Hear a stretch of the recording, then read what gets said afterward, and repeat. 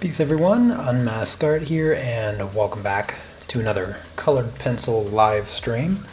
I'm continuing to work on that portrait project that I've been fiddling around with the past couple weeks now. And today I'm going to be doing the lips. I might get farther than that, depending on how long I stream for. And a lot of how long I stream for depends on how long you guys want me to stream for. So I'm just doing these recent streams have just been kind of about hanging out, chatting, and doing a little bit of practice for myself. So if you guys have any questions throughout the live stream, always happy to take questions. So I'm just going to get right into working on this portrait here. And you can feel free to ask me whatever questions you want. We can just hang out for a few hours. Hey there, Shraddha Art, IQ Boy, Iris Animator. Welcome. Glad to see you guys in the chat.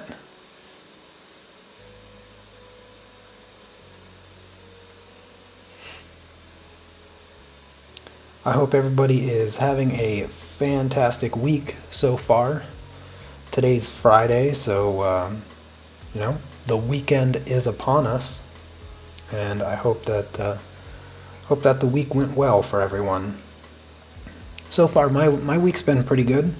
Nothing too much to complain about.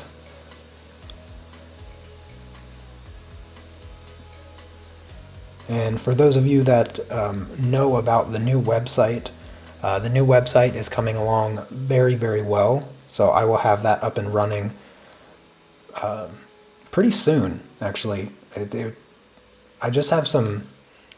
have some touch-up things that I need to do. I have some posts that I need to update on it, and and then that will be ready to go. And for those of you that don't know what the new website is, so I'm transitioning off of Patreon, and I am building my own subscription-based website for all of my tutorials and private live streams that I usually do on Patreon.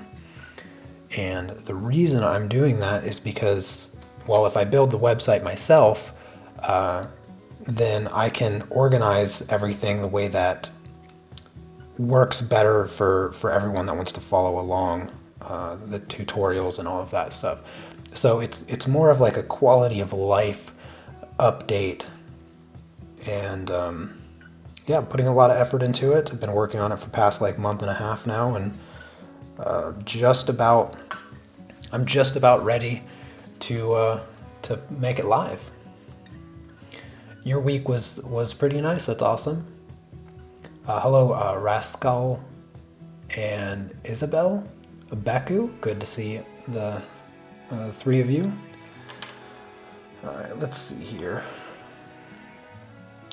When I'm doing lips, I always start with the crease. Like in this case, her mouth is slightly open, so obviously I had to put in a little bit for where her teeth are at. But for the most part, what I always do first when I'm doing lips is I focus on the crease, and that's where I start. And then that crease allows me to separate, the upper lip from the bottom lip. And then beyond that, I simply start. I pick either the top lip or the bottom lip, and then I just start from there. And I would say most of the time, I am doing the top lip first. Every once in a while, I guess I'll start with the bottom lip. But in the case of this particular project, I will be working on the top lip first. As that, I don't know why, I just tend to work on the top lip first almost every time. What part of drawing do I struggle with the most, like coloring or sketching? That's a good question. What part do I struggle with the most?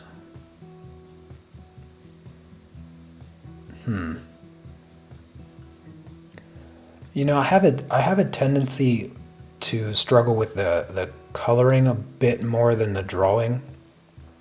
And I would say probably because I've only been coloring with colored pencils for about 6 years or so. I'd have to go back. I think, no, maybe 7 years. No, it was, when was it? February of 2014, I think, is when I started playing with colored pencils. So it's been like a little over 6 years, coming up on 7 years of working with colored pencils and really fine tuning my ability to work with color in general, because I never really worked with color that often in the first place. So the coloring aspect is something that I still feel like I struggle with. And one of the things that I have a tendency to do is shift my colors differently than what the sketch is supposed to look like. So what I mean by that is, like, say for instance, the eyes. For the longest time, I've always had the tendency to kind of shrink the eyes as I color them. So that's something that I've had to, you know, be aware of and try to correct in future projects and all of that stuff. But I feel like I'm getting better. I mean, doing it for almost 7 years, you're bound to get better if you really put in the effort and all of that. So I think it's paid off quite well, and I think that I've gotten significantly better, not just with colored pencils, but just coloring and working with color in general. Because it's not so much it's not so much that working with colored pencils and that's the only thing that you're going to get good at, but learning how to use color regardless of the medium will significantly improve your skill set with any medium. So if I were to pick up paint, I would still be able to use the same principles that I've learned using colored pencils, and I just have to make minor adjustments to the technical approach of the medium. So when I started using pastels, I've only been using pastels for maybe 3 years, I think. Kind of hard to believe it's only been 3 years, but really, has it been only 3 years? I don't know if it's been 3 years or only 2 years, somewhere around there. And my ability to use pastels, of course, I had to adjust to the way the medium is used and acquire new technical skills. But when it comes to working with just the colors itself, having learned the foundations of color and working with it using colored pencils, it wasn't a big hurdle to get over. When did I start doing art? I started doing art when I was 6 years old. So I've been doing it for about 25 years. You're only 11? Yeah, keep at it. One of the things that I wish I would have done when I was your age, because I would say, 11, you're like fourth grade, somewhere around fourth grade, maybe third grade, if you're a little bit older or whatever. But you're still in elementary school, and so you're like fourth or fifth grade, something like that. Well, if I think about it in terms of United States education system, because I don't know the rest of the world. But one of the things that I wish I would have done is asked my parents for a better sketchbook, because most of the time, most of the drawing that I've done all the way up to pretty much the age 13 or so, maybe not quite 13, but real close to there, is I was drawing on the back of homework assignments. which was just regular computer printer paper. And then I was also drawing in those, those school spiral notebooks that have like the blue and red lines. And so none of my artwork that I did as a younger child was ever done on paper that wouldn't turn yellow over time, or just wasn't good enough quality to truly preserve my capabilities when I was young. So that's one small piece of advice that I would give you is, it's never too early to invest in a decent sketchbook, at least something that is meant for art and not something that's meant to take notes at school. Because I went all the way through, I mean, I didn't start taking notes in school until I was in college, and even then, it was maybe my second year of college is when I actually started taking notes. Beyond that, like, never took notes. I never studied or anything, which is why I did pretty bad in school. I just spent all of my time drawing. And I wish that I would have spent all of that time drawing in a sketchbook that would last.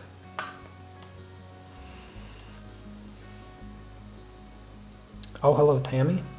And my carrot. My apologies if I pronounce anybody's name incorrectly. I do my best not to, but hello, Danny. Steve, good to see you. You can always ask the question, what paper do I prefer for colored pencil work? Well, the paper that I really, really, really liked, I can't find anymore, and that is the Stonehenge Vellum, 250 GSM Stonehenge Vellum.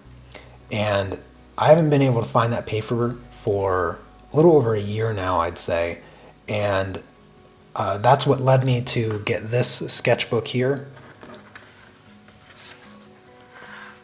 This is the sketchbook that I'm using now. And now this is Legion Stonehenge White. So the brand is Legion and the type of paper is Stonehenge White. It's 100% cotton. It is the same 250 GSM. And this is supposed to have a vellum finish slash texture to it, and I'd say it's pretty close. It works really well. I do like this paper a lot so far, and I'd say it's compatible to the Stonehenge vellum that I used in the past. That was one of my favorite papers because it's a very in the middle of the road type of paper, in the sense that it wasn't really textured. So you didn't have to struggle with the tooth of the paper like you do with like watercolor paper or some other toothier papers. But it's also not the smoothest paper that you can get for colored pencils, so it takes more layers. The other paper that I still do like with colored pencils is the Strathmore Bristol plate paper. It is relatively expensive. This paper here is actually super expensive. It might be the most expensive paper I buy. So you have to keep that in mind if you're looking at this paper here. But yeah, I got this tiny sketchbook specifically to test this paper out, and I do so far really like the way that this paper is taking these polychromos pencils. So it might be a suitable alternative since I can't find that Stonehenge vellum anymore. Let's see. I'll try not to miss anybody's questions. I promise you that if I happen to miss your question, feel free to ask it again. Ask it as many times as it takes for me to see it. Just don't, spam the chat or whatever. But I try to not miss any of the questions in chat.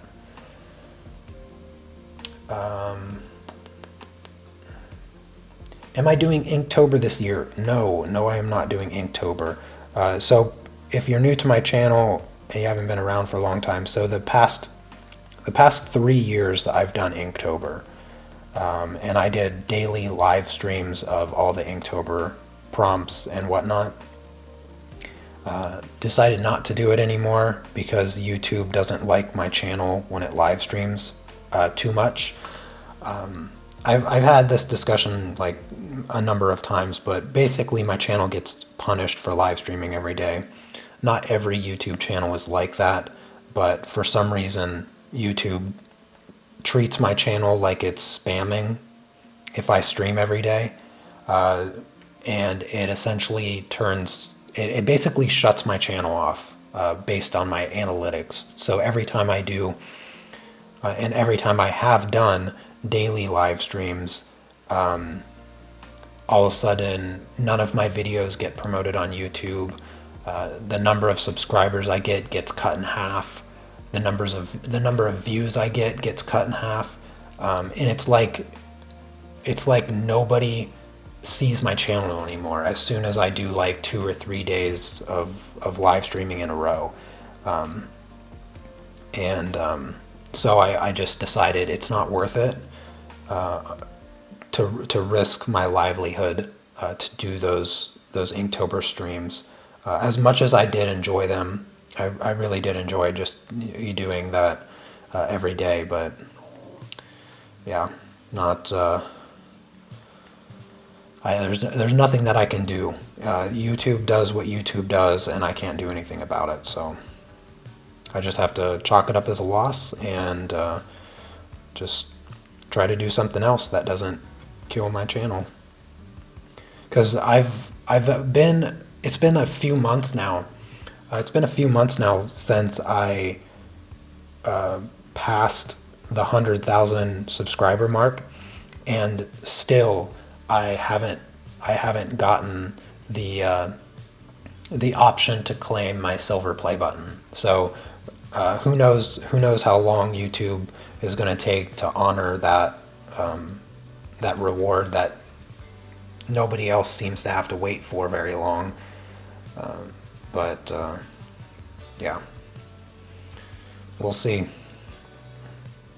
We'll see if I ever do get the silver play button.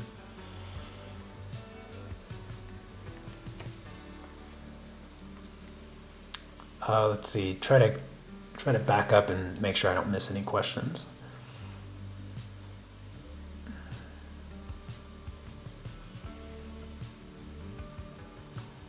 I am hunting for the perfect sketchbook. I like sketchbooks that lay flat. So anything that's wire bound, I prefer. I don't like the hardback. I don't know how that, like the binded ones that the pages flex when you open it. So I avoid those ones. I always prefer the wire bound sketchbooks because they lay flat, which makes it really great. Let's see.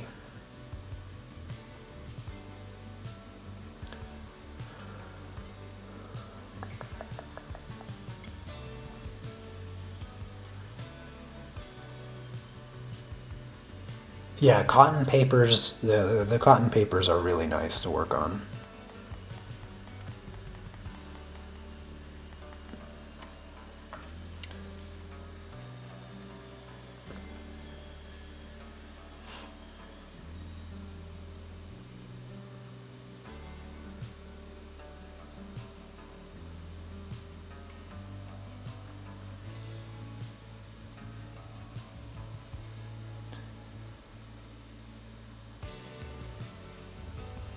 Yeah, I know the struggle of starting out on YouTube. I mean, when I started this channel 7 years ago, actually it's so in 11 days, it will be 7 years that I've been on YouTube. And it is a struggle, you know. It's I would say one of the most important things to focus on when you start a channel is not how many numbers you have. If you let yourself get caught up in the number of views that your videos are getting or the number of subscribers that you have, it always takes some time to start growing and start seeing progress in your channel and in the work that you do to grow your channel.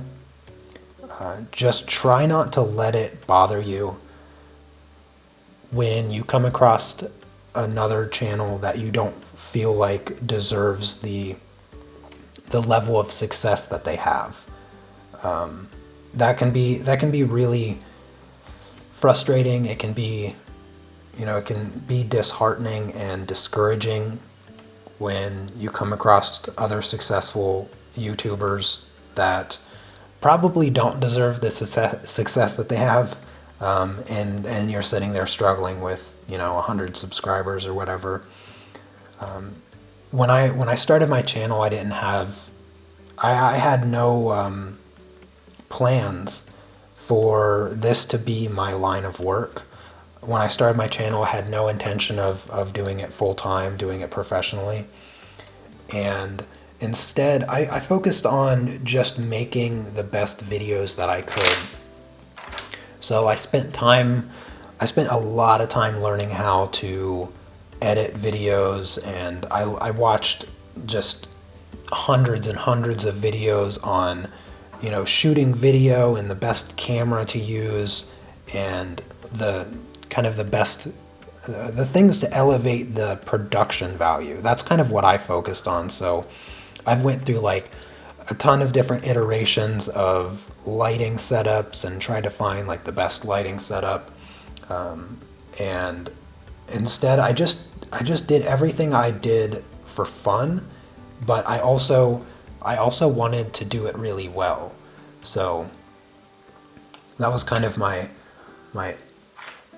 early motivation on YouTube. It was just purely for fun, and I did have a lot of fun. I still have a lot of fun. Editing, shooting video, and all of that. That's activity that I have a lot of fun with, and so you just gotta practice those types of things as well. But you don't even really have to be that good at it, to be honest with you, to be successful. To be successful, I think one of the most important things is to be genuine. Honestly, that's one thing that I've never changed throughout the years of doing YouTube. Is I've never changed my personality for anybody. I know the tricks of the trade.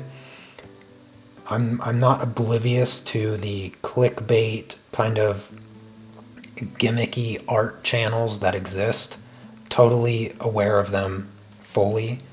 I know the strategies that they use to be popular and to get the clicks and the likes and all of that stuff. And I would rather still be at 10,000 subscribers than to make it to 1 million subscribers not being who I am. Because if I did that, I'd probably make it there and not be happy with what I've done with myself. So instead, I just remain exactly who I am and who I've always been on my channel. And I think the subscribers that I've had for a really long time, they can attest to me not changing, and they probably appreciate that aspect of my channel and my personality. And I would much rather have a lot less subscribers that genuinely care for me than to just have viewers.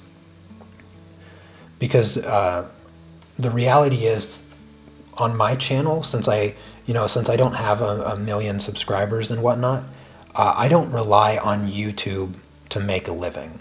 YouTube is just a means to make a living on Patreon and also my website. So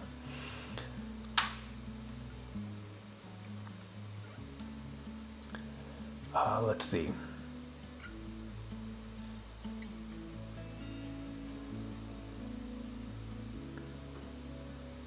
How long does it usually take to complete a portrait? Oh, a lot of things. Oh, that there's so many things that depend, that are interdependent on certain aspects. The size is going to be probably the biggest factor, right? So if this portrait is really small, but it's taken me a really long time because of the level of detail I'm trying to achieve. And I would say, yeah, if the face is the size of your hand, depending on how big your hand is, I guess that's not a really good that's not a really good comparison. I don't know. It's hard to say. I would say a good portrait that approaches realism is probably going to take a minimum of 20 hours at a decent size, like a size of a piece of printer paper. So at least that size, I'd say 20 hours is a really safe estimate for the bare minimum. And then depending on how photorealistic you want to take that drawing, you're going to be quadrupling that amount of time. So a photorealistic portrait is easily 100 hours.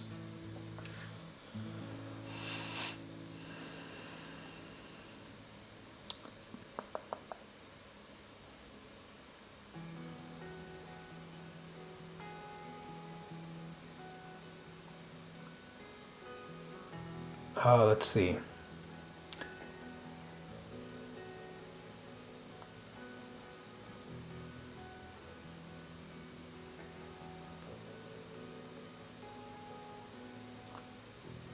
Yeah, again, if I happen to miss your question or whatnot, just ask it again.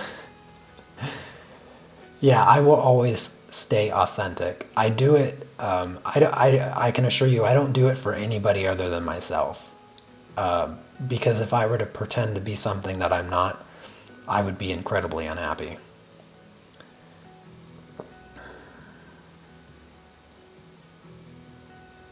Yeah, 100,000 at a time, Danny. Yeah.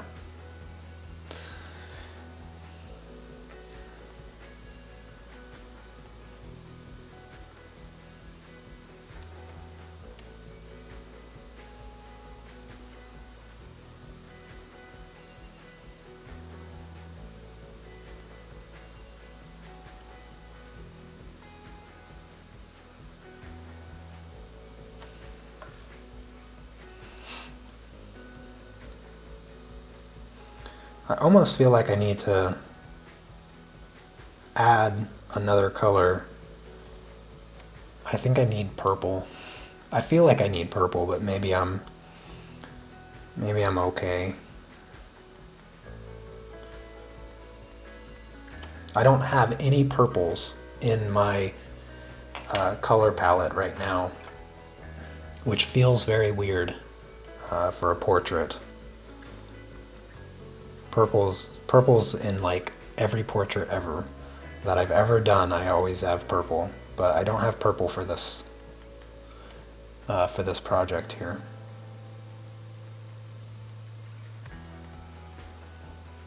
I just have this super bright pink.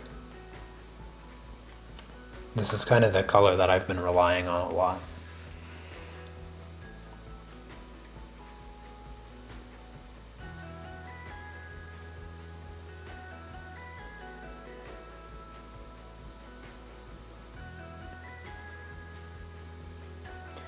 You do cityscapes to cover up. Cityscapes I cover up with my hand. Oh yeah, cityscapes. Um, there's a lot of, there's a whole bunch of detail uh, that will go into cityscapes that can easily take, you know, just a ton of time. 36 hours plus easily. I've actually been wanting to do a cityscape scene with pastels. I'll probably do one by the end of this year. I don't do a lot of landscapes I mean, I say that, and I'm running the Peaceful Pastel series. That's all landscapes. But when I do artwork that's just for myself in some way or practice, for instance, like this, landscapes are not the subject matter that I gravitate towards. It's always people and portraits. That's something that that's like my main focus of subject matter. I just really, really enjoy doing portraits.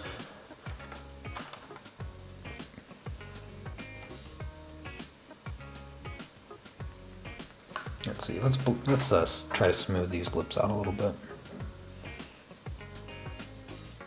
I feel like I got the value just about right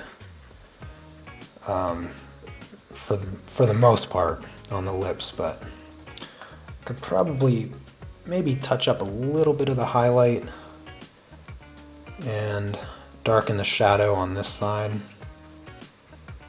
But I'm going to smooth it out really quick.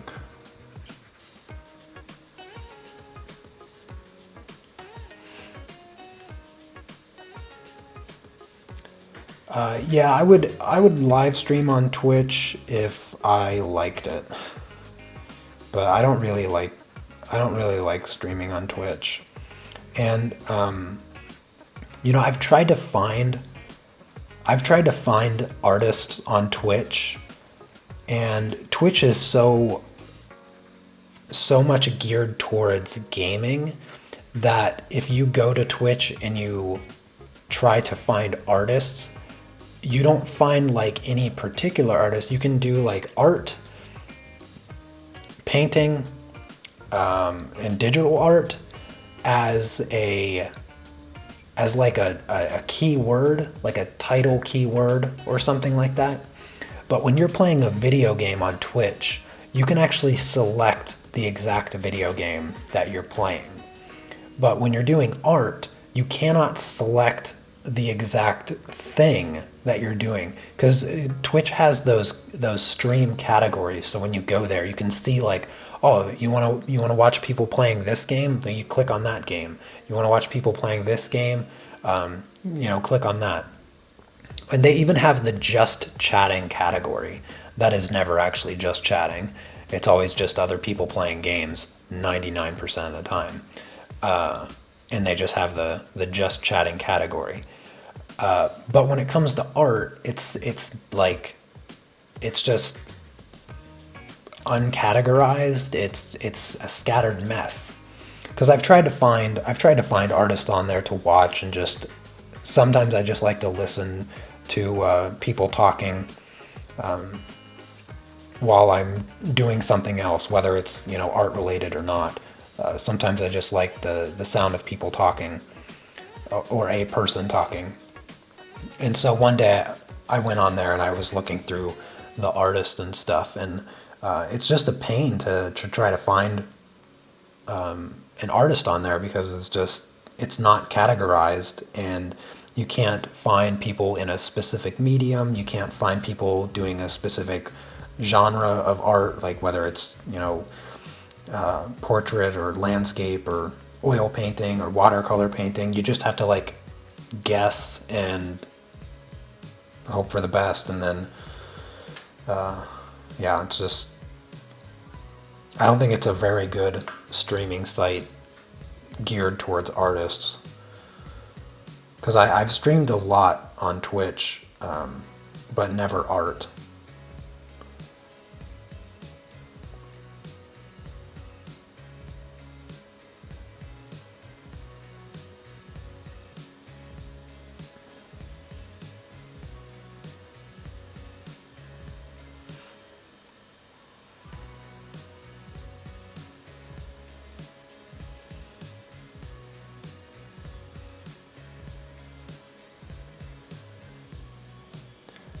If you want to stream every day, why not? Yeah, okay, that's just another Twitch question. Yeah, I do have a Twitch channel. I haven't streamed on there for a few weeks, but I don't stream art. I stream chess. But I haven't really been in the mood for chess recently, so I haven't done chess streams in a while.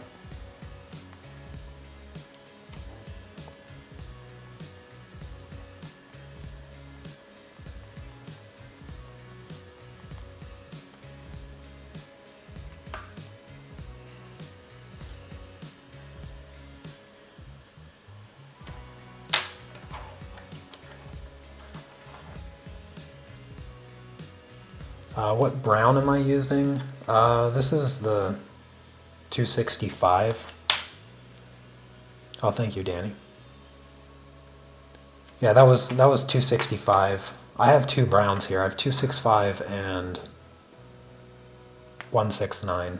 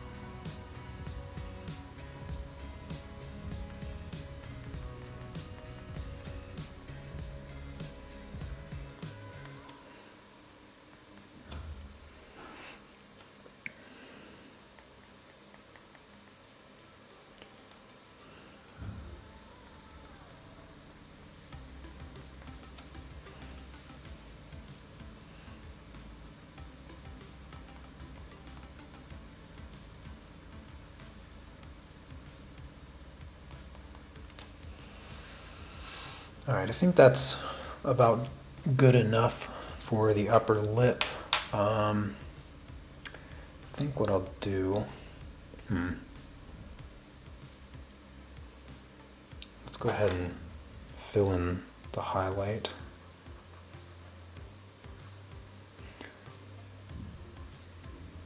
Maybe adjust the highlight in a few spots just to smooth it out or something like that.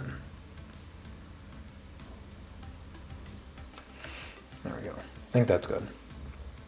Lips will make a little bit more sense once I finish off the skin around them. Oh, hey there, Marcos. What do I think about gold fabric color? Never heard of them, actually.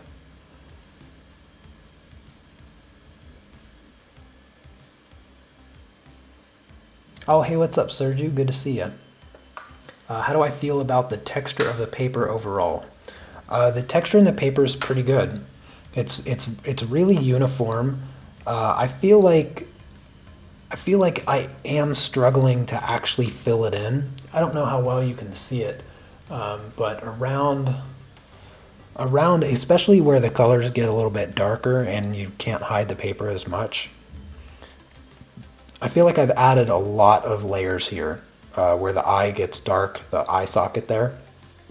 And it seems like no matter how many layers I put there, it just doesn't want to cover up like almost like a fuzzy texture of the paper, which is a little disappointing because I don't think I had that problem with the Stonehenge vellum. And so I'm still trying to work out the little kinks. I'm moving on from that area and I'm trying to fill everything in now so that I can start working on the fine tuning a little bit. I don't like to overwork one small area before moving on. So just kind of moving on a little bit before I go back and I try to fill that in.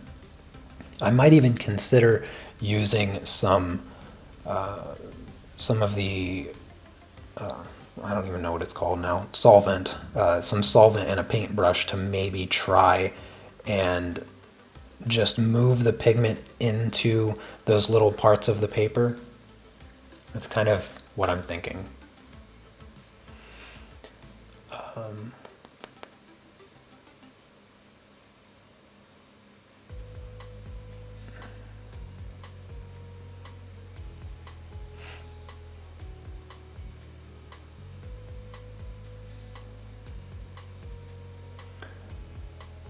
An intermediate line of color pencils. Oh, I didn't know that the Faber-Castell had had another set of pencils, colored pencils anyway.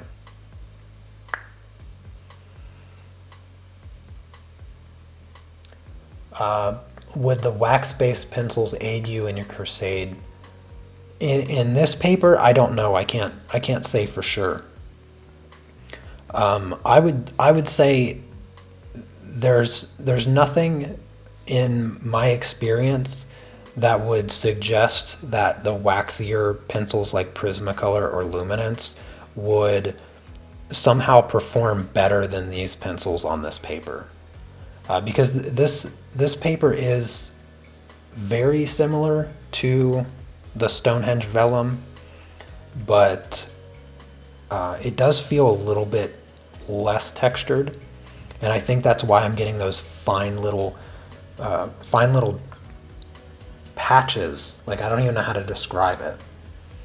It just feels like the paper doesn't want to be fully covered by pigment or something along those lines. So I have that. I mean, I have that same issue on other papers with the heavier, waxier Prismacolors and Luminance, where very tiny pinholes of the paper still wants to show through regardless of how many layers and how much burnishing I put on it. So it's not something unique to polychromos. So I don't think the polychromos pencils really has much effect in that regard to whether or not those pinholes show up or not.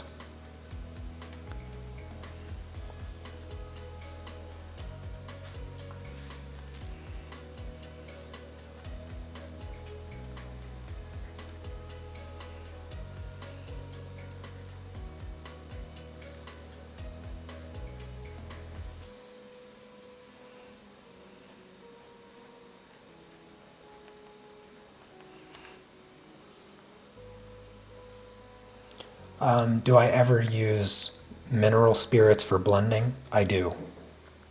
Yeah, I do. I would say in the past year, or maybe year and a half, I have relied a lot less on blending with them. Not because there's like some health reason or they're not like a good technique or anything, but I've been trying to focus on what the capabilities are of not using a solvent to blend the pencils. And when it comes to working like this with polychromos, I don't want to use solvent at all, because I like the control. Anytime you start incorporating solvent, you lose a bit of control in the the way the pencils look. And when I'm trying to do something as realistic as this portrait, I don't want to introduce something that I don't have absolute control over. Because, I mean, the way the paper absorbs the solvent, the way the pigments spread out with the brush, it's not uniform in any way. So there's just too many variables in how the paper will react with the pigment and the solvent itself. And even though the change that you make can be very, very small using solvent, you still have to kind of wait for it to dry and see what it looks like after the fact. And there is a small submission to, the variables of what will happen. So no matter how skilled you are with solvent use, there's still a small amount of loss of control there that I don't want to be influencing the work at all. So I really like this technique, using just a paper blender and endlessly layering the polychromos. It's a very easy technique. It's just really easy. There's no extra tools involved. It's just your pencils, the paper, and this cheap little paper blender. And I like that. I like that a lot about this approach.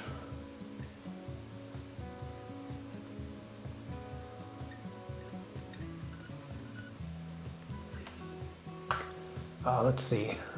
Um,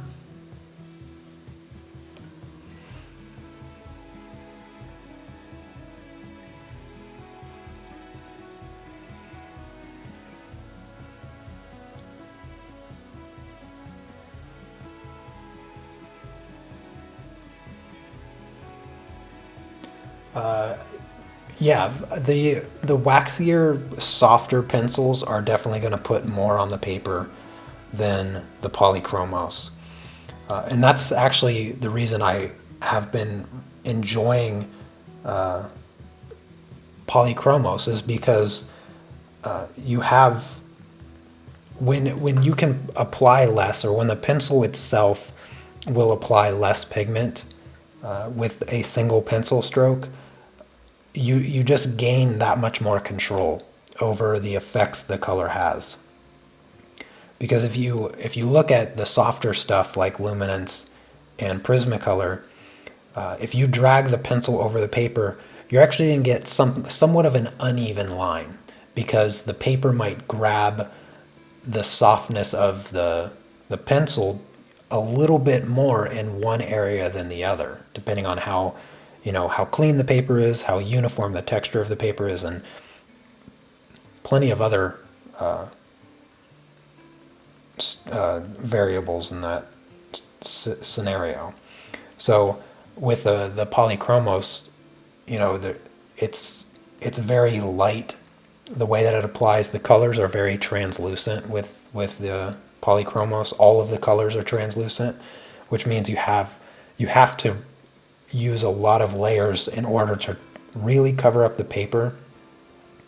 But you can cover up the paper. It just takes a little bit of extra time and effort than with the softer luminance and Prismacolor. But I like that level of control that polychromos gives me when I'm doing something like this. I still use the Prismacolors and portraits and all of that stuff, and I have a different approach when I do it with those pencils. Because one of the things that I am not doing with those pencils is photorealism. I don't know. Let me think. I've only ever done photorealism one other time, and it was with polychromos on the Stonehenge vellum paper. And I did it right around this time last year, actually. So, oh hey, what's up, Gila? Oh, I'm glad you were able to catch the live stream as well.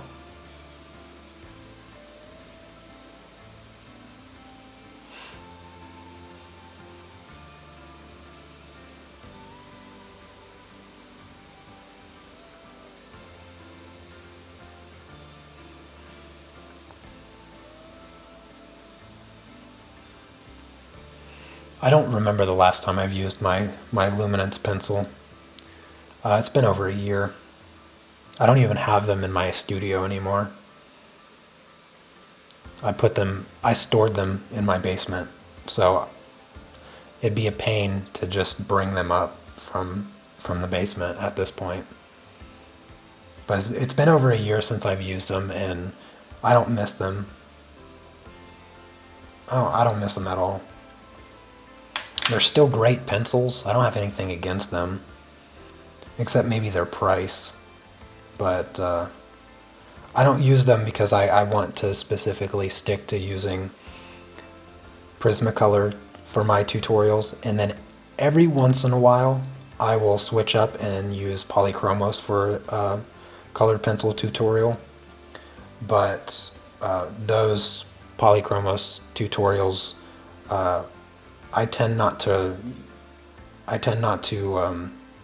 restrict the project to using polychromos. I recommend that Prismacolor still be used if you don't have the polychromos. I just wanted to, you know, use them essentially. That's what it boils down to. But for the luminance, I just don't use them anymore. And I haven't used them in a while.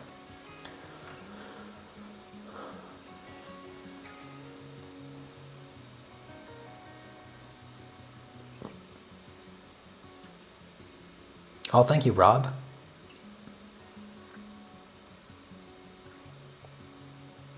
Yeah, Luminance does have good build quality, but I don't have any issues whatsoever sharpening my Prismacolors. Honestly, I can't remember the last time I've had an issue sharpening a Prismacolor pencil. They never break for me. Probably because my pencil sharpener is so amazing, but at the end of the day, they still haven't caused me any issues whatsoever. And I still regard them to be the best choice of pencil for people that want to get into colored pencils. How many colored pencils do I have? I have at least 1,500. It has to be 1,500. Could be more though. Because I have, just in that drawer over there, I have almost 400. Yeah. And then I have another like 400 between my polychromo or my Faber-Castell colored pencils. So I don't know, maybe somewhere between 1,000 and 1,500 pencils, I'd say. I don't know the exact number, obviously, but somewhere around there. It would be over 1,500 if I counted my, if I was counting my pastel pencils. So if you consider pastel pencils to be colored pencils, well then I probably have closer to 2,000, because I don't have as much pastel pencils as I do colored pencils, but still I have a lot of pastel pencils.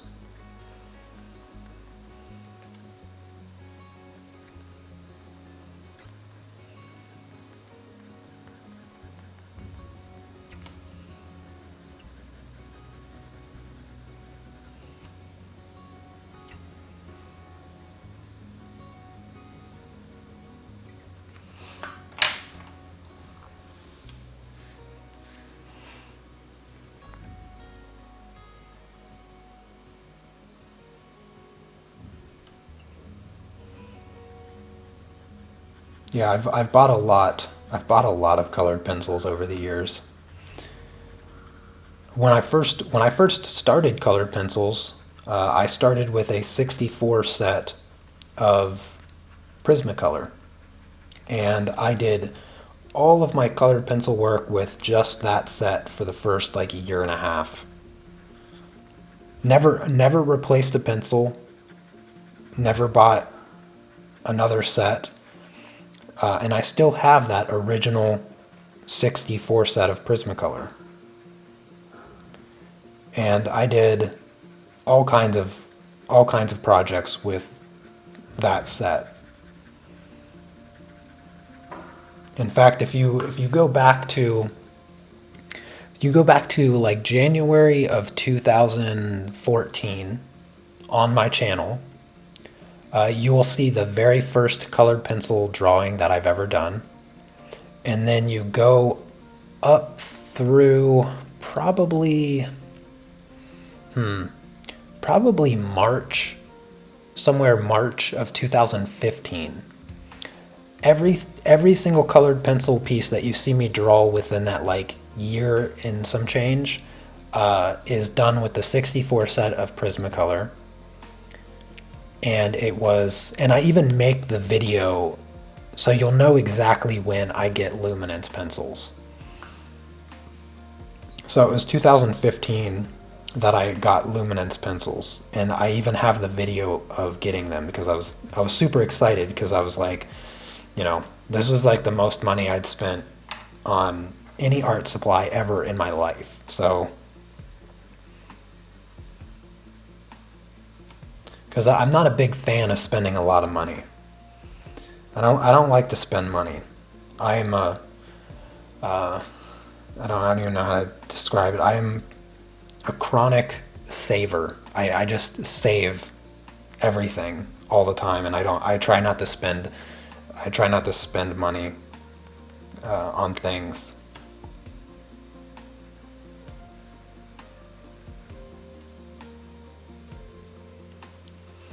Uh, I should have seen your face when you realized I've got over 150 graphite pencils. Goodness. That's a lot of graphite. Yeah.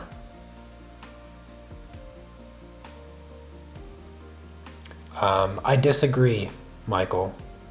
Uh, Talent and practice is not the only things that matter. In fact, talent is completely irrelevant. The only thing that matters is patience and experience. That's all that matters. Because with patience and experience, you are going to endlessly practice and you are going to become extremely talented.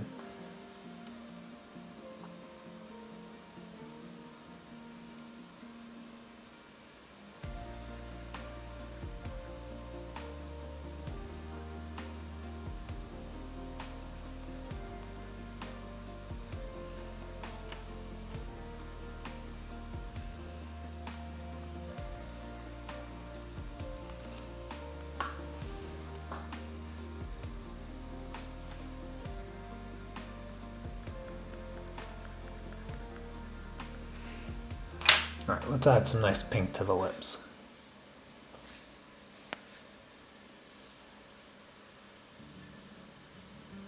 Well, I live in Europe, and I get my Prismacolors from I get them from Amazon Deutschland. That's where I'll buy like the sets, and then there's also this store. I don't know if I have a link for it on my Google or whatever. Let me see here. There's a store in the UK. Yeah, I don't have it. There's a store in the UK that I use for my purchase of individual Prismacolor pencils. I can't remember the name of the store. I haven't bought them in like 2 years. The the colored pencil shop. That could be the name. I have no idea. I haven't bought an individual Prismacolor in about 2 years, because the last time that I needed to replace any of my Prismacolor pencils, there was so many that I needed to replace that I ended up just buying another full set. So I have two full sets of the Prismacolor 150. One is just for replacement pencils, and the one is the one that I just use for all of my projects and whatnot.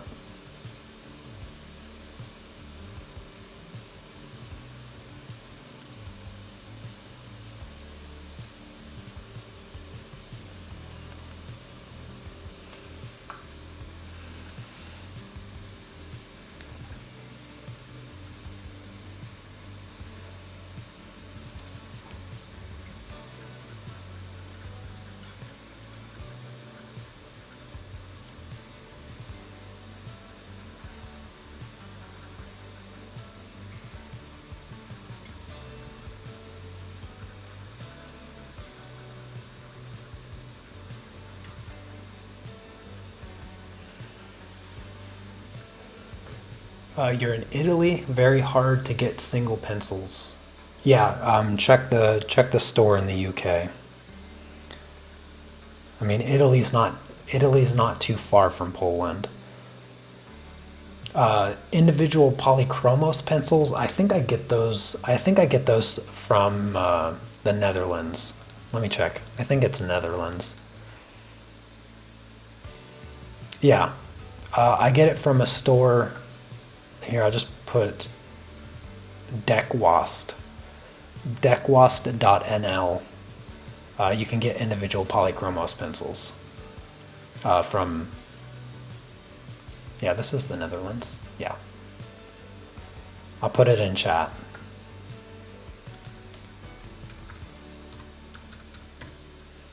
Deckwast.nl. Let me. Deckwast? Yeah. Yeah, that website is where you can get polychromos pencils individually.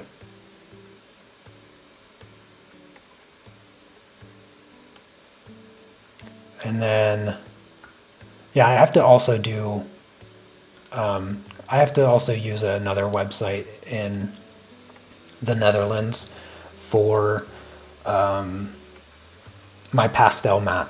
I can buy my pastel mat from the UK, but it is like €10 cheaper to get it from the Netherlands because both the price is cheaper and the shipping is a lot cheaper. I think the last time it's been a while since I've bought any pastel mat because the last time I ordered it, I think I ordered around €200 worth of pastel mat. So I try to make those orders, try to hold off on making those orders for a really long time, and then just buying it all at once, so that I don't have to pay shipping, over and over again, because it's annoying. Shipping to Poland is super super annoying. Poland is very very strict with their like import and purchases and stuff that come in. The value added tax here is so much. It's so much money.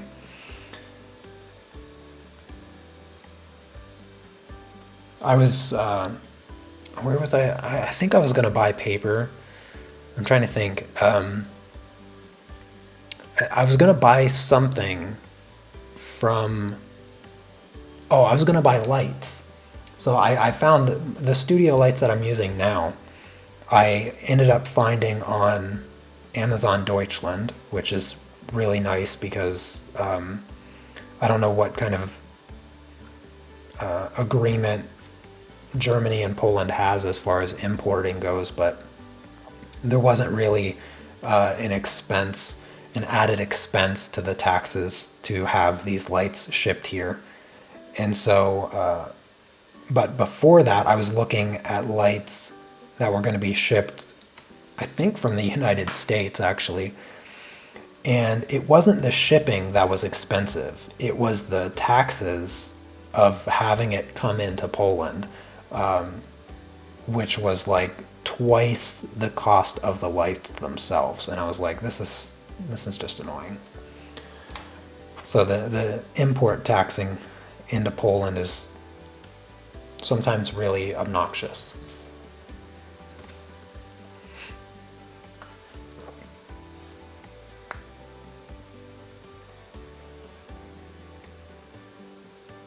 Oh, that's cool, Sergio.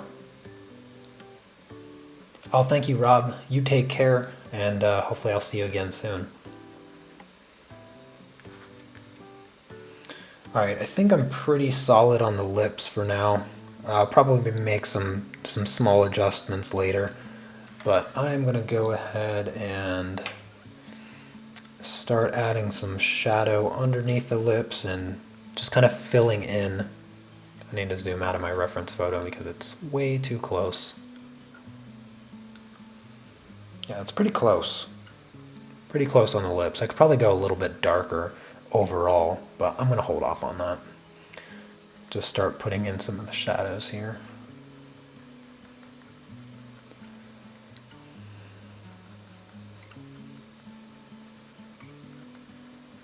And I'll try to fill in most rest of the face today. I think that's probably where I want to go. No, this is an 8. This is smaller than 8. This is 5 by 7. So 5 inches by 7 inches. So really, really, really small.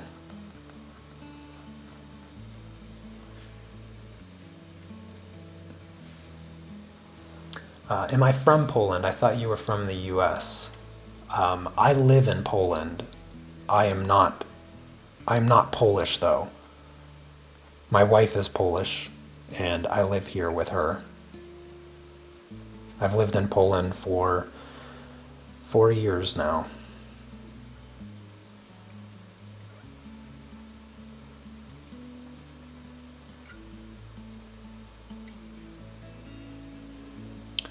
Let's see here. The jaw actually has like a really clean line of this like brownish tone.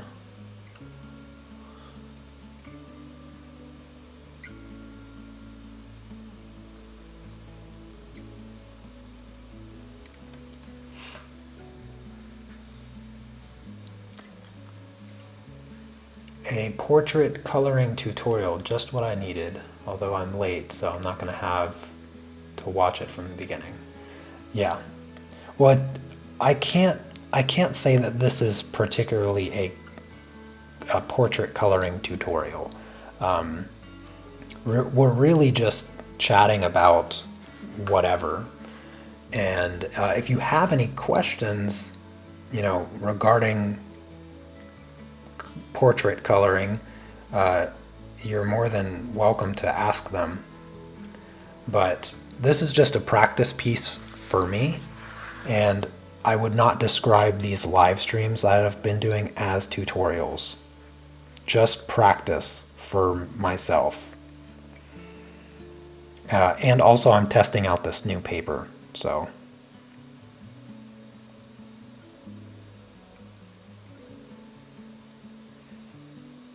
I actually sell a colored pencil portrait course on my website.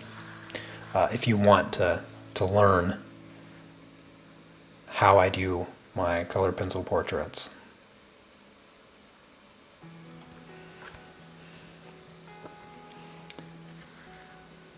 Yeah, I like to draw eyes and lips as well.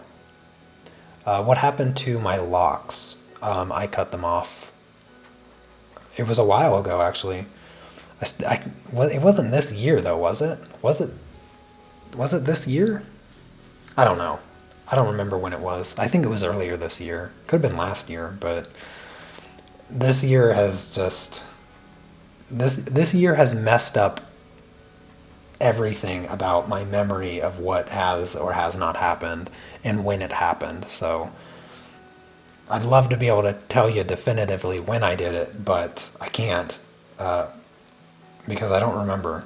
But I did make a video of it, so you could watch it happen, and that would tell you when it happened. But it was just time to get rid of them. It was just time to get rid of them. So sometimes I miss them, but for the most part I don't.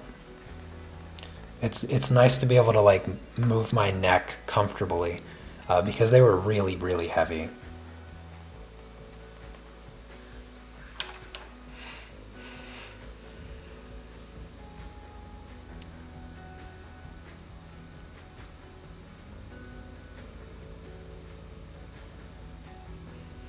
For 2 years now? Wow. That's crazy. That's crazy.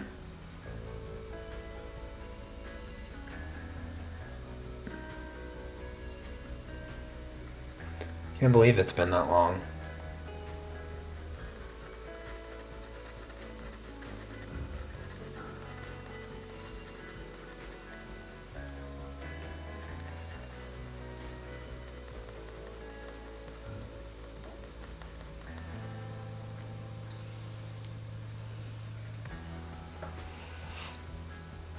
Yeah, a lot of my older videos are still really popular on YouTube, and yeah, I still have still have my locks in those videos. So every time I make a new video or I do a live stream, I always have someone commenting or asking what happened to them and whatnot. I didn't realize it's been so long. It's just, yeah, it's crazy.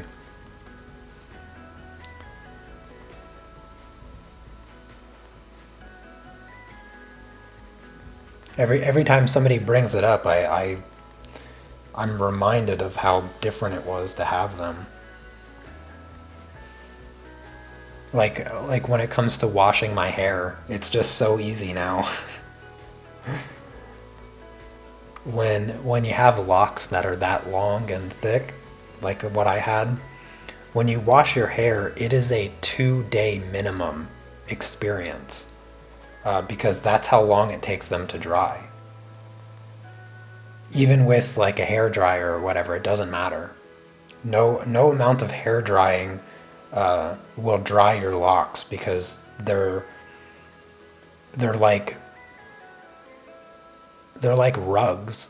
You know, if you wash a rug, you have to hang it outside for like a week for it to dry, because there's so much material on the inside that absorbs the water, and that's the same way my hair was. And so they were they were a pain to wash. I'd have to, when I would sleep, I'd have to lay a towel down, to, you know, not make my pillow damp from the water. And like you, even a full day later, so I could wash my hair in the morning and then be outside in the sun all day long, go to sleep, wake up the next day, and if you would squeeze one of the locks, you would still feel the water. So it makes it, it just makes it so irritating, to wash. Not to mention every time you do wash them, you have to maintain them again. So that's another 20 to 30 minutes, sometimes even longer, process of maintaining. I spent a lot of time maintaining my locks to make them, you know, to make them look as good as they did.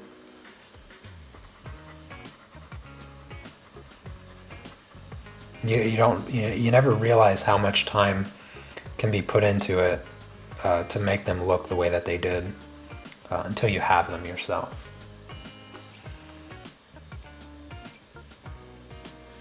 Yeah, time definitely flies for sure.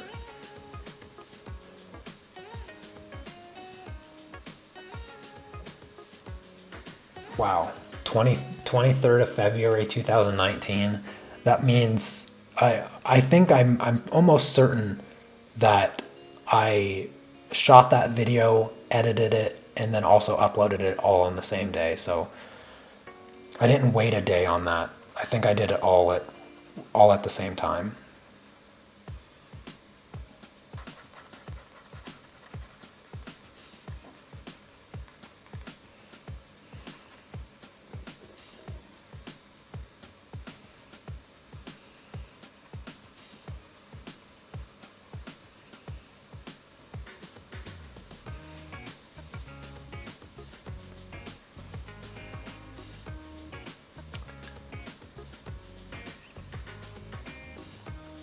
Oh, you watched that? You watched my move to Poland? Yeah, that was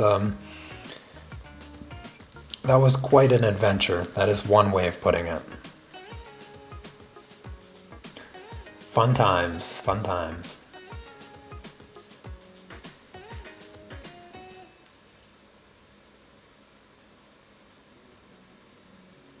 Have I ever used the powder blender? Yes, I have.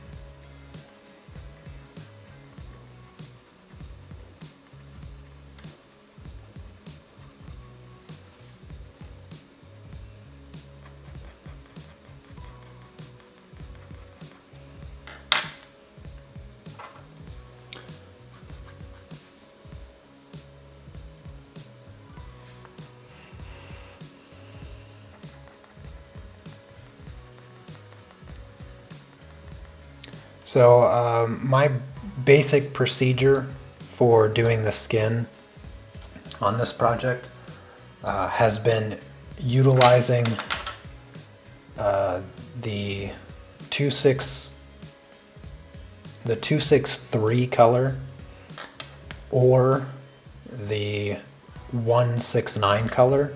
So these darker browns, and kind of establishing where the more darker skin tone shadows are. And then I use the 189 and the 132 to kind of put in the foundation for the skin.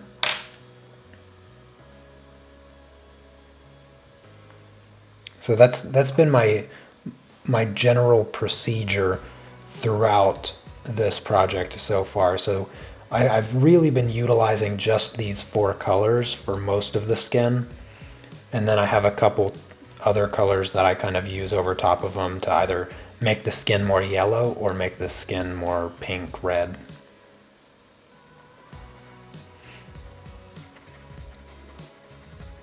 And the process has been very, very slow.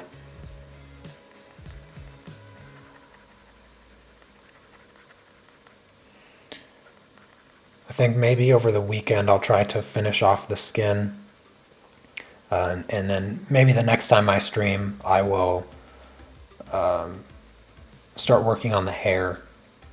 And to be honest with you, as far as photorealism goes, and trying to make, well, this is definitely not photorealism, the way that it looks right now, but I'm going to keep working on it to get it closer and closer, at least as close as I can get it, because right now I'm not very satisfied with how close I've been able to get it. But I've never tried to do it with hair. I've never tried photorealistic hair before, so I'm quite lost on how I'm going to approach the hair for this particular project. But hopefully I can get the skin looking more photorealistic than what I have it here, because I haven't been able to cover up the paper. That's the big thing. Like, I haven't been able to cover up the paper properly to achieve that photorealistic look that I was aiming for when I started this project.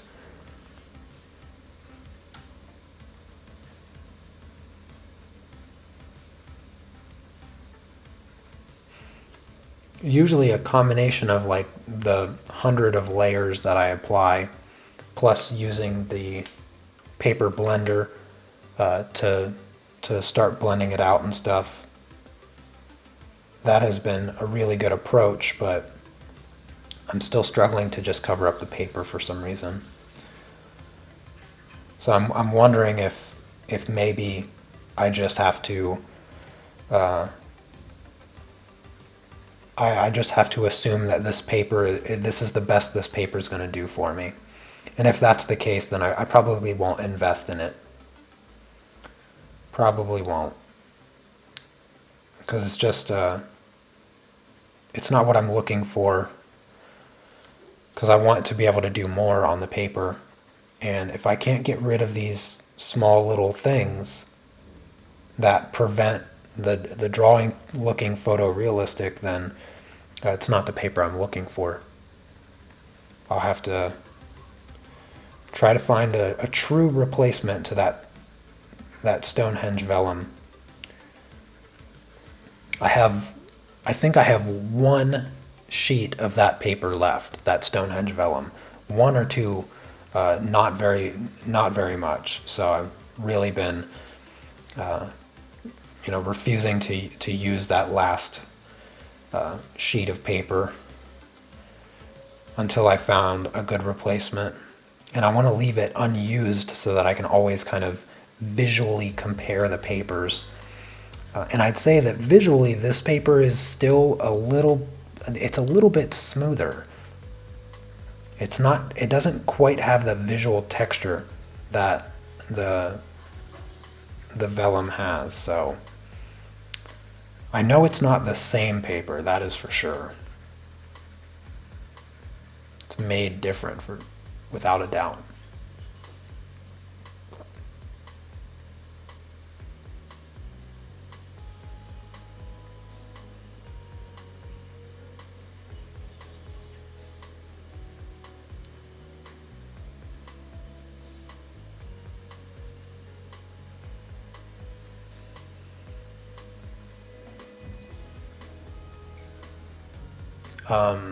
What would I say is the merits to both colored pencil and pastel?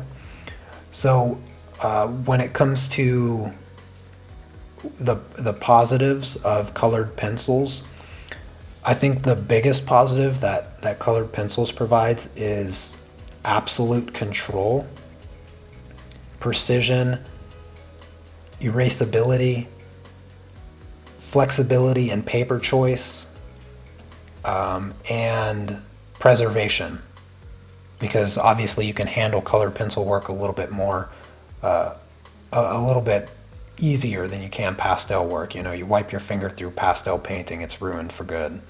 But I can touch my colored pencil. I don't recommend touching it, but you can touch it a little bit and you're going to be fine.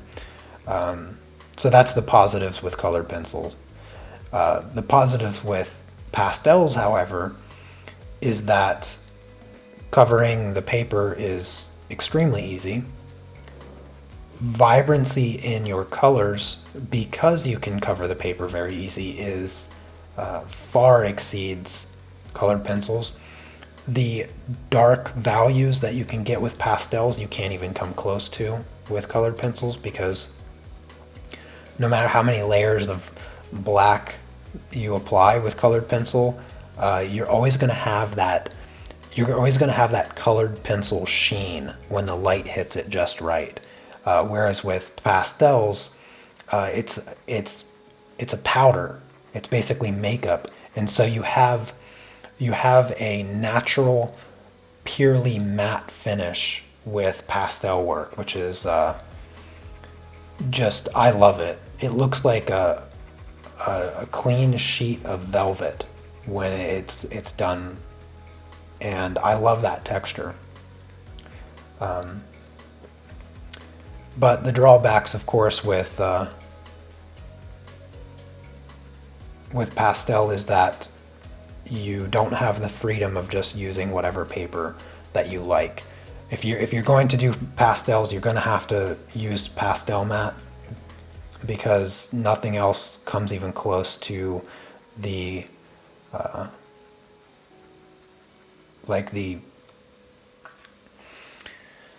the performance. Yes, nothing else comes close to the performance of that paper with pastels. So you have to spend the money on the paper. Drawback of colored pencils. I don't know. Drawback of colored pencils, there's not really any that I can think of.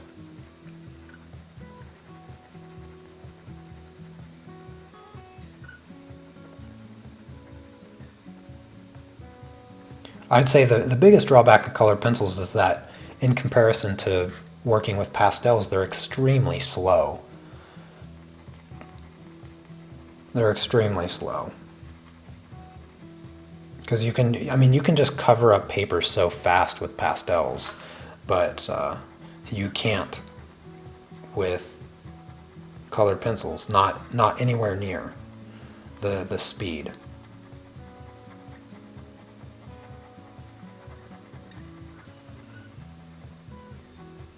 So, not many drawbacks between the two mediums. They're two of my favorites for sure.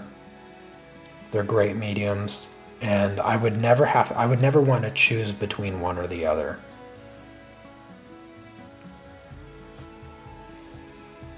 I find the slow process of colored pencil work to be quite relaxing at times. Maybe not all the time, but certainly more often than not. So I like the slow process sometimes. I don't always have to, cover up the paper in less than an hour.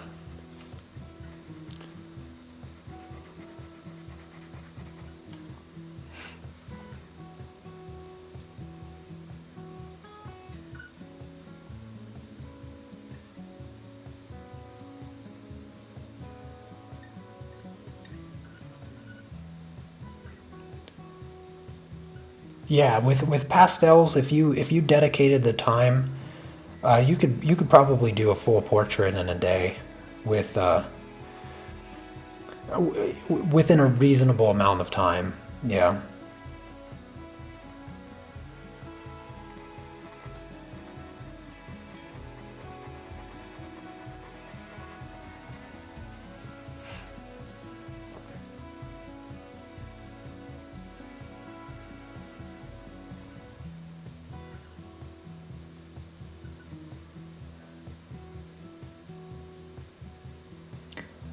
Try burnishing the paper to fill in the tooth.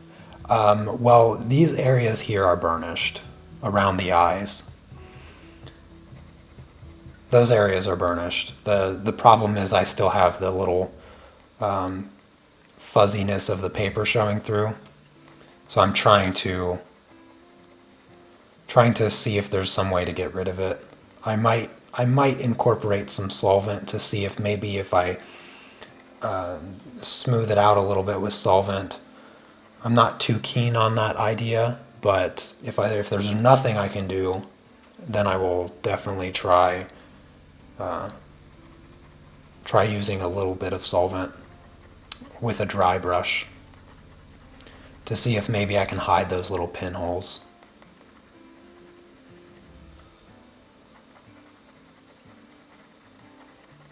But you don't have to press hard to get to a burnished state on the paper. You just have to apply enough layers. And in this area, I've definitely applied enough layers. I just have to try to work the pencil directly into those gaps on the paper. That's what I imagine is probably going to need to happen to get the paper truly full.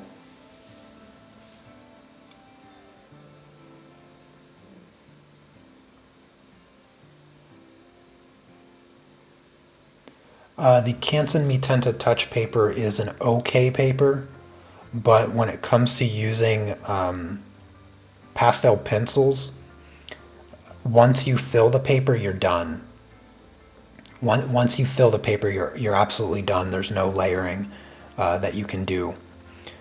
However, on pastel mat, no matter how much you layer with pastel pencils, you can always make changes. You can always make very subtle, very dynamic changes to the work, even once the paper visually appears to be completely filled in with pigment. Because I did, and I actually found this out not too long ago. Of course, I have no idea what not too long ago means because I have no idea when I did find this out. Probably within the last year or something like that. But I did a project. I did a project on the Mitenta Touch paper, and I never was truly satisfied how it came out. So I did a live stream trying to fix it because after it was done, I mean, it looked like it was pastel matte. I thought it was pastel matte, and so I decided to try to correct it because I didn't really like the way that it looked. So I started a live stream and I was working on it, and I was like, I was using my pencils and trying to make those really small adjustments that I've made in other projects that I knew 100% that they were on pastel matte. And as I was doing it, I don't know, maybe 20 minutes into the live stream, I was still working on like one small area to try to make that subtle change. And it just wasn't working. And I was like, what is going on? I was totally lost on why it wasn't working. I was trying to figure it out on the live stream. And then on the live stream, I discovered, I think I flipped the paper over or I felt the backside of it.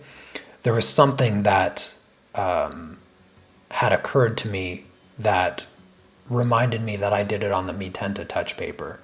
And once I realized that I had done it on that paper and that it wasn't pastel matte, I was like, wow, I did not know, I didn't know it about the Magenta Touch paper. It wasn't until I mistakenly thought that it was pastel matte, tried to make corrections, and then realized the limitation of the paper. And as soon as I realized that limitation on that paper, I just I realized that it's just no good for pastel pencils.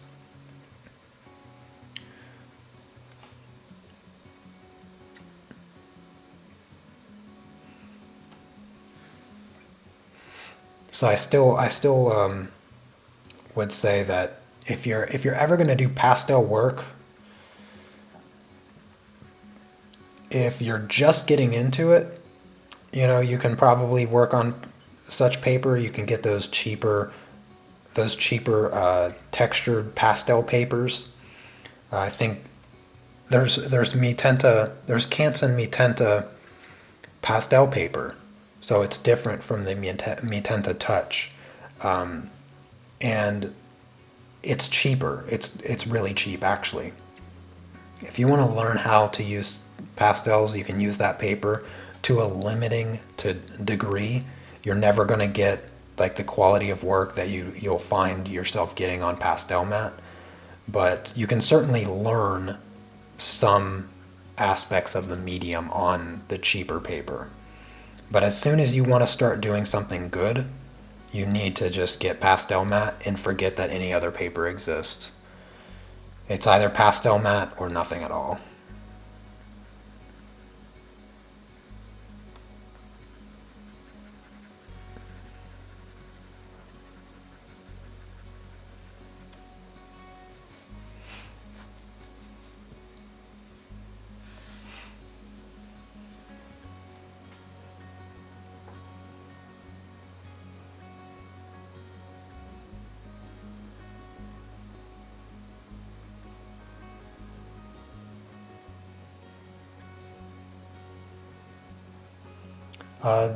The colored pencils that I'm using right now are polychromos pencils, but most of the time I'm using Prismacolor.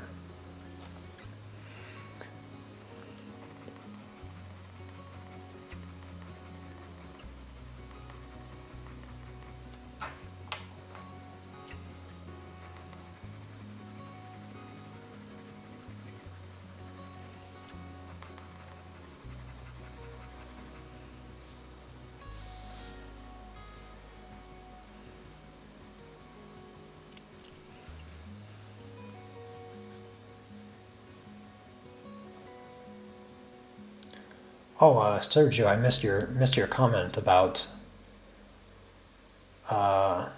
getting masking film and doing a pastel portrait. Very cool. I look forward to seeing that.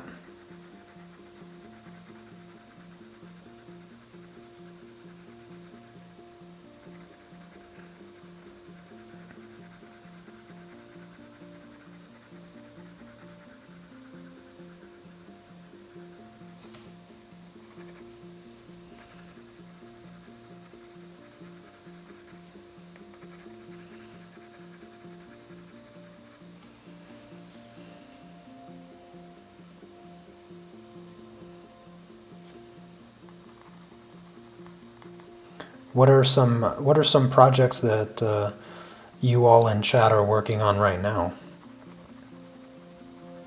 And if you have an Instagram or something that you want people to check out, feel free to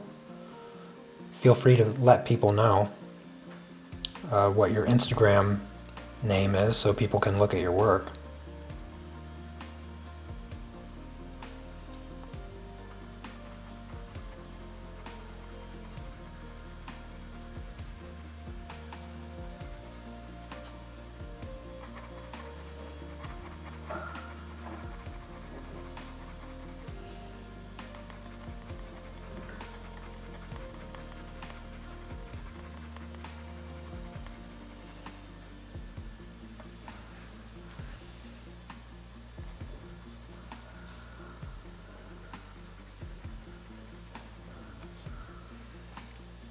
Seems like an awfully quiet day in chat today.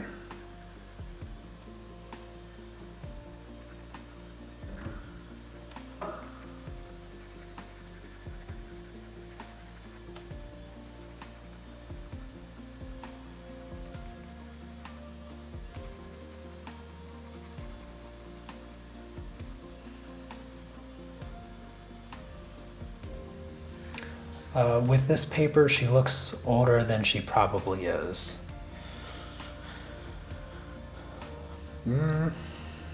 I don't know how it's, let me see. Let me see how it's like showing up on camera. Yeah, on camera it just looks so awful. Yeah, it looks really, really grainy. At least on my screen. Kind of looks really grainy throughout here. Maybe not so much here. I don't think you guys see the graininess the way that I do here, but it looks more like this over here. You can kind of see the grainy look. And the funny thing is, it's not really, like, it kind of depends on the angle, I think. I don't know if you can see the lines. So this is all the paper texture. All of these lines that you kind of see running through the forehead here, all of that is the paper texture. When I tilt it, you can kind of see the lines that are running, and that's the paper texture itself, which I'm not it doesn't bother me. That paper texture doesn't bother me, because that's the same kind of texture that the Stonehenge vellum paper has. It has a little bit of a directional texture, but on the vellum paper I've been able to fill in that texture enough that the pencils don't show it. It kind of just covers it up. But I haven't been able to do that on this one.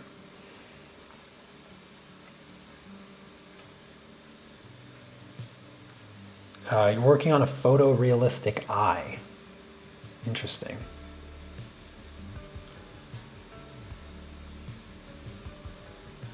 Oh, that's cool that you got some of those light fast pencils.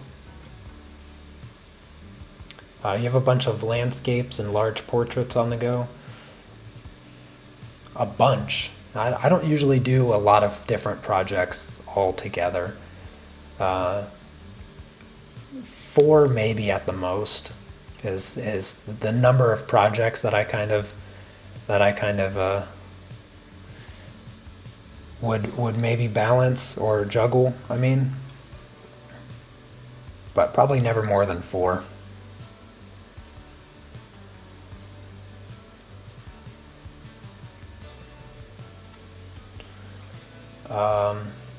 Can you put your Instagram profile? Yeah, if you have an Instagram, you can put your Instagram. You can't use what's the actual address, but you can put your name, your profile name, like whatever that is. I don't have a problem with you putting that in chat. If people want to check out your work, then they'll go check out your work. I don't have anything against people doing that, because what would happen, you share your profile name or whatever, and then if somebody goes and looks at it, then you guys can have a conversation about your work or whatever, and I'm totally fine with that. I might even look at it myself to give you my input on things.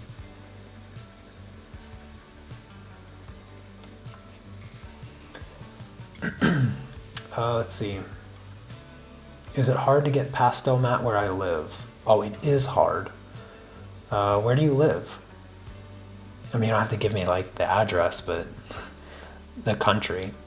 I get in Europe, I get my pastel mat from the Netherlands, but before that I got it from the UK. I had a student in India, and he never seemed to have any problem getting pastel mat. I had a student in Spain Actually, Portugal, she never had any problem getting pastel matte. I'm sure there's some countries, though, in Europe that it might be a little bit more difficult. But oftentimes you might just have to search outside of your own country if you can't find a website that sells it. But I would recommend checking out the Netherlands and seeing, you know, if they ship to your country, whichever country that might be. Sweden? Oh, I can't imagine that you'd have any problems in Sweden.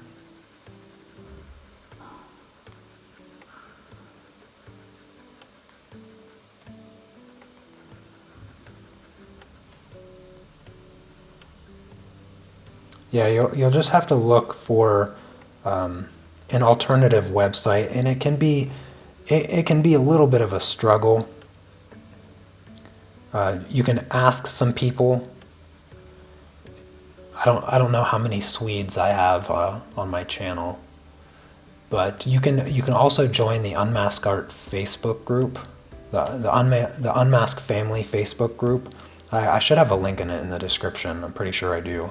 But if you're struggling to find an art supply, you can always ask the group, and there's a little over 1,000 members or something like that, and they're all over the world. So even if they're not from Sweden specifically, I'm sure there's a few family members that will do whatever they can to help you find a place to get your paper. Yeah, you're really lucky to have a physical art store that you can get everything you need. I have a physical art store here in Poland, but it sells nothing but garbage. I think the best art supply that they might have is like what are they? I think they have a good selection of oil paints and watercolors, but that's about it. They don't have like any good papers that I use for colored pencils. They don't have any good papers that I use for pastels. They sell soft pastels, but they only sell the Koh-i-Noor brand, I think. Actually, I don't even think they're soft pastels. I think they're hard pastels. But yeah, not the greatest selection of art supplies from that particular store, unfortunately.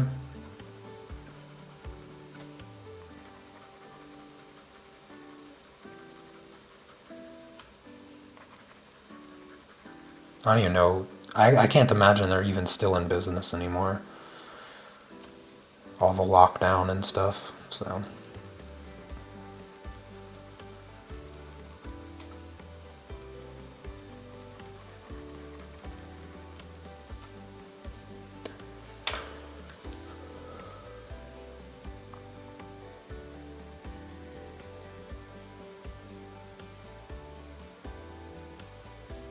Yeah, you can't get pastel matte from Poland. I haven't found any websites or anything that sell it here in Poland. I just get it from the Netherlands.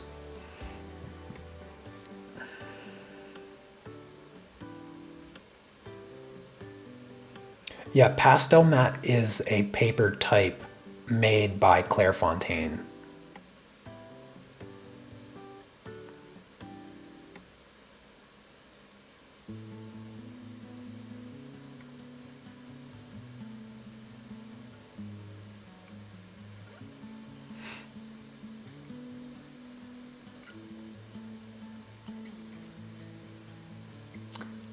Love to get some input.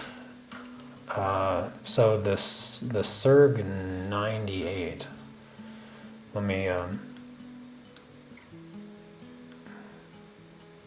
I'll check it out. Hold on a second.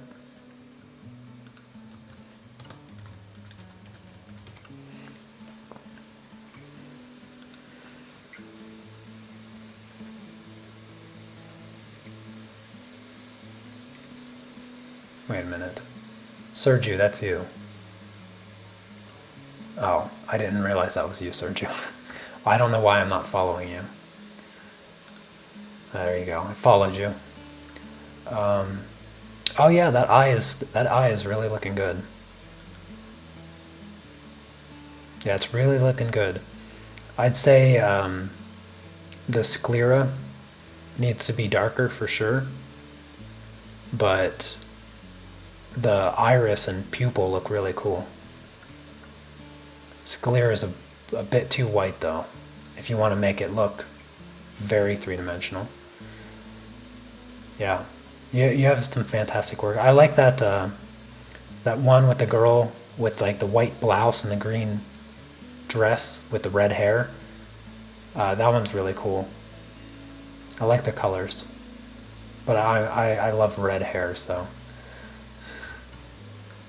yeah, you have some really good work, Sergio.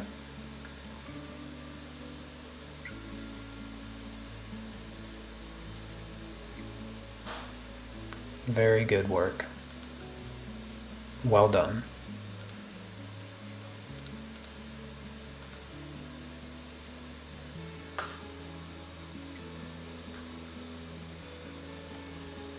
Oh, you found it on a Polish website? Interesting.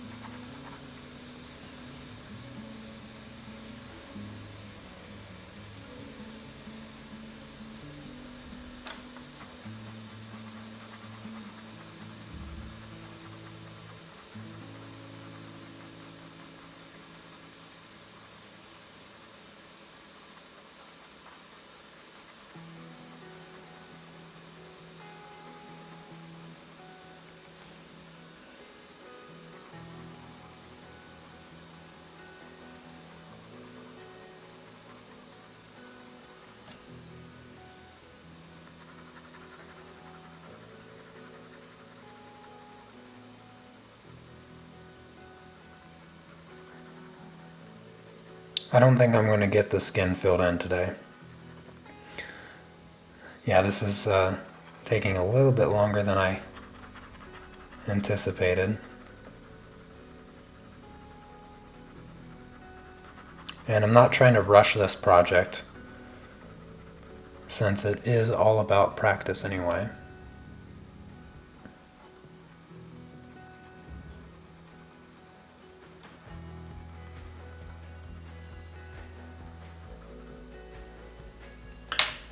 Still feel like I have her cheek way too bright, and I just don't feel like I can cover it up. I need to sharpen my pencil. Give me a sec.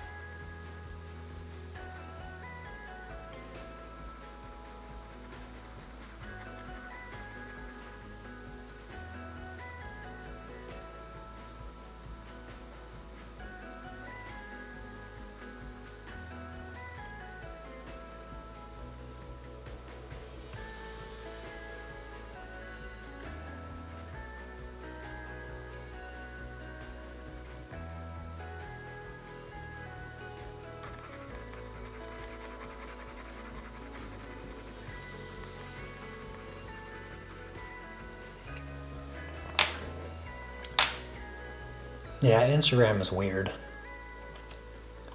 Yeah, I feel you, Danny. I've had like so many issues with Instagram. I don't really use it that much for that reason. For some reason, I still can't access my my photo stream from my iPad. If I take a picture, if I take a picture and I upload it to my photos on my computer, it automatically transfers it to my iPad. And for some reason, I can't access those photos through Instagram. And I've done everything that I've read on the internet to do to resolve that issue, and still I can't do it. It still doesn't work. So anytime I take a photo and then I want to share it on Instagram, I have to email it to myself, which is super annoying.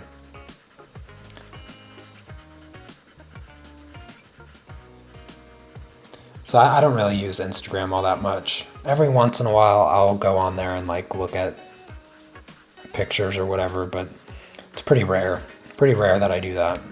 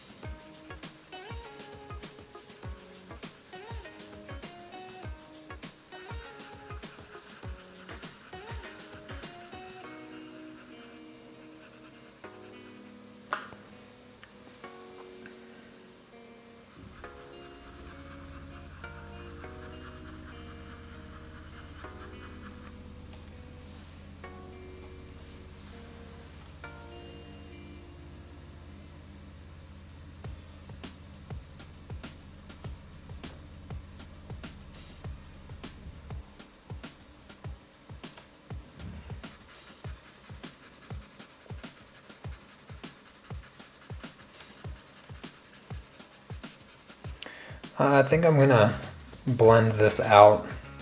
Probably call it a day. I'm gonna get some lunch. It's kind of a late lunch,